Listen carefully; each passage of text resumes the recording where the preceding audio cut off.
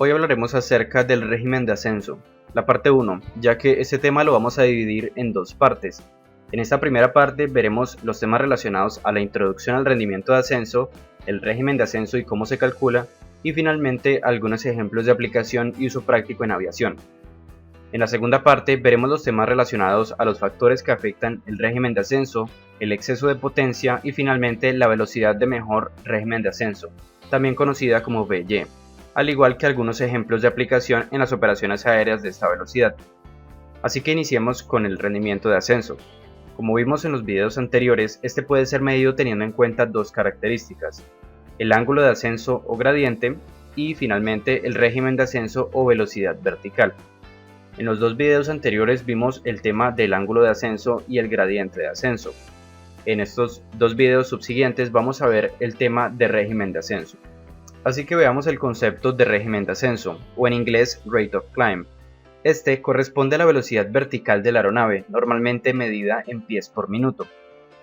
Este determina qué tanta distancia vertical se gana en un cierto tiempo transcurrido, es decir, que este concepto relaciona altura ganada con respecto a tiempo, no como en el caso del ángulo de ascenso que relacionaba altura con distancia.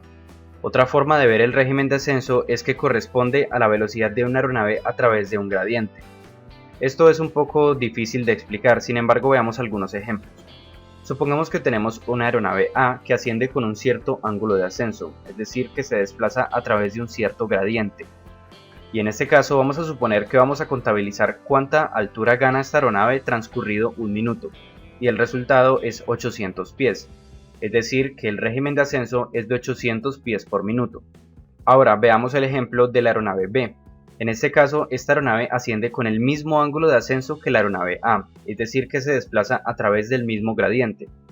Sin embargo, al medir cuánta altura gana en un minuto esta aeronave, el resultado es 1200 pies.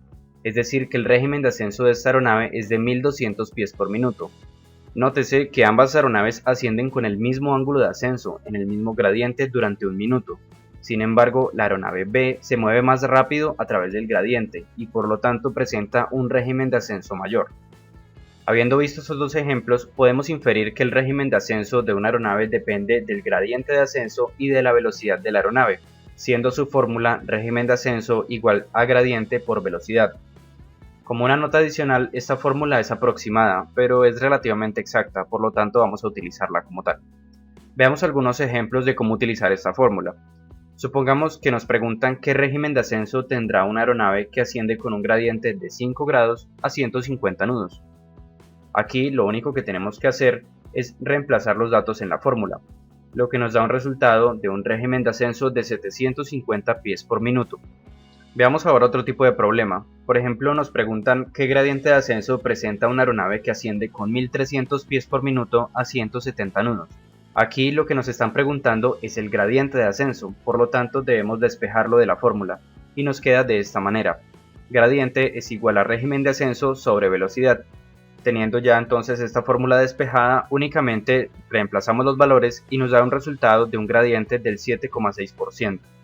Habiéndonos ya familiarizado con el concepto de régimen de ascenso, veamos para qué se utiliza. Como ya vimos, el régimen de ascenso determina cuánta altura gana una aeronave por unidad de tiempo. Es decir, que se utiliza principalmente para evaluar el rendimiento de ascenso con respecto a un tiempo transcurrido. En este orden de ideas, un régimen de ascenso mayor se relaciona con un mayor rendimiento. Veamos por qué por medio de un ejemplo. Supongamos que una aeronave despega de un aeródromo y después de hacerlo mantiene una alta velocidad y un gran ángulo de ascenso. Como ya vimos anteriormente, esta combinación genera un gran régimen de ascenso, en este caso 2000 pies por minuto. Esto significa que habiendo transcurrido un minuto, esta aeronave habrá ganado 2000 pies de altura, y al tener un gran régimen le permite a la aeronave ganar mayor altura en un cierto tiempo. Por otro lado, un régimen de ascenso menor se relaciona con un menor rendimiento. En este caso supongamos que despega la misma aeronave del mismo aeródromo, pero en este caso mantiene baja velocidad y un bajo ángulo de ascenso. Esta combinación da como resultado un bajo régimen de ascenso, en este caso 1000 pies por minuto. Esto significa que habiendo transcurrido un minuto, la aeronave únicamente habrá ganado 1000 pies, mientras que para poder alcanzar los 2000 pies que ganó la aeronave anterior, tendrán que transcurrir 2 minutos. Es decir, que con un bajo régimen de ascenso la aeronave tarda más para alcanzar una cierta altura, lo que está relacionado con bajo rendimiento. Finalmente veamos algunos ejemplos de aplicación y uso práctico en aviación. El régimen de ascenso constituye la forma más directa de evaluar el rendimiento de ascenso en vuelo de una aeronave, y esto es debido a que se lee directamente en la cabina a través del indicador de velocidad vertical. Es decir, que tenemos una forma directa de conocer nuestro régimen de ascenso, lo que no sucede por ejemplo con el ángulo de ascenso o el gradiente de ascenso, que tendríamos que calcularlos. Por lo tanto, esta es una herramienta bastante útil para poder evaluar de forma rápida nuestro rendimiento durante el ascenso. Por otro lado, el régimen de ascenso es un parámetro útil para determinar el tiempo que tarda el ascenso hasta una cierta altitud, y conociendo ese tiempo nos permite también hacer otros cálculos relacionados con el rendimiento de ascenso, por ejemplo la distancia que nos va a tomar ascender o el combustible que vamos a requerir. Y aunque esto tiene que ver más con planeación de vuelo, veamos algunos ejemplos de estos cálculos. Supongamos que una aeronave despega del aeródromo A, que tiene una elevación de 3000 pies, e inicia un ascenso con un régimen de 1500 pies para alcanzar su altitud de crucero de 17000 pies. La pregunta es, ¿cuánto tiempo dura el ascenso? Lo primero que tenemos que hacer en este caso es determinar cuánta altura debe ganar la aeronave. En este caso despegó de un aeródromo con una elevación de 3000 pies y va a ascender hasta 17000 pies de altitud. Es decir, que la altura que debe ganar es de 14000 pies.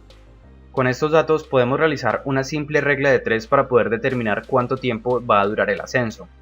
En este caso lo que nos dice el régimen de ascenso es que en un minuto esta aeronave gana 1500 pies. La pregunta entonces es cuánto tiempo tardará en poder ascender 14000 pies. Esta simple regla de 3 la convertimos en una ecuación, donde en este caso despejamos tiempo, lo que nos da tiempo es igual a 1 minuto por 14000 pies sobre 1500 pies, lo que da como resultado 9,3 minutos, que si lo pasamos a segundos serían 9 minutos y 18 segundos, es decir que ya sabemos cuánto tiempo va a durar el ascenso. Ahora, asumiendo que la aeronave anterior consume 38,5 galones por hora con potencia de ascenso, nos preguntan cuánto combustible va a necesitar. En este caso ya tenemos la información del tiempo de ascenso y también sabemos cuál es el consumo. En este caso nos preguntan entonces cuál es el combustible requerido. Aquí nuevamente podemos realizar una simple regla de 3. Lo que nos dice el consumo es que en 60 minutos, es decir en una hora, la aeronave consume 38,5 galones. La pregunta ahora es cuánto combustible va a consumir en 9,3 minutos que dura el ascenso. Aquí nuevamente creamos la ecuación y despejamos el combustible requerido, que nos da como resultado 38,5 galones por 9,3 minutos sobre 60 minutos. Y finalmente determinamos que se requieren aproximadamente 6 galones de combustible para este ascenso. Finalmente veamos un último cálculo. Asumiendo que la aeronave anterior asciende con una velocidad ground speed con respecto al terreno constante de 120 nudos, nos preguntan cuánta distancia va a recorrer durante el ascenso. Lo que nos dice la velocidad es que en 60 minutos esta aeronave recorre 120 millas náuticas. La pregunta es cuántas millas náuticas va a recorrer en 9,3 minutos que dura el ascenso. Aquí simplemente despejamos la distancia y nos da 120 millas náuticas por 9,3 minutos sobre 60 minutos. Lo que da un resultado de 18,6 millas náuticas, es decir que ya sabemos cuánta distancia horizontal le va a tomar la aeronave para poder ascender. Aunque a final de cuentas estos ejemplos son muy ideales ya que estamos asumiendo un régimen de ascenso constante y una velocidad ground speed constante, y la realidad es que en aplicaciones prácticas la velocidad con respecto al terreno varía con la altitud, debido a cambios en la dirección del viento, intensidad, al igual que el aumento de la velocidad TAS con la altitud. Y también debemos tener en cuenta que el régimen de ascenso también se reduce a medida que se asciende, haciendo que los cálculos sean un poco más complejos. Por esto, algunos fabricantes publican tablas que especifican régimen de ascenso, tiempo, distancia y combustible requeridos para el ascenso a diferentes altitudes. Por ejemplo, en esta tabla. Al igual que en otros casos, algunos fabricantes publican también el régimen de ascenso máximo que se obtiene a una cierta altitud. Con estas tablas de rendimiento disponibles es mucho más sencillo realizar los cálculos que vimos anteriormente, tomando en cuenta más parámetros. Espero que este video les haya servido para entender un poco más el concepto de régimen de ascenso y cómo se calcula. Suscríbanse para más contenido acerca del mundo aeronáutico y dejen en los comentarios qué otro tipo de temas quisiera que tratara en los videos.